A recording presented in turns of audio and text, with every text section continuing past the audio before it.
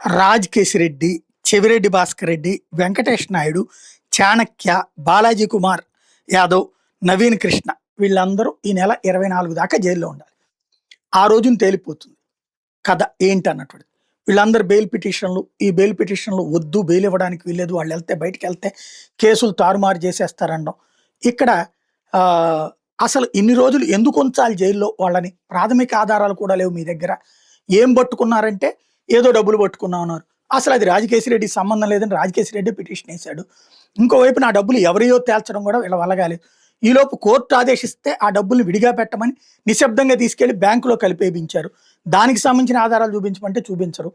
ఓవరాల్గా లిక్కర్ కుంభకోణం అన్నటువంటిది కల్తీ లెక్కర్ కుంభకోణం వేరు.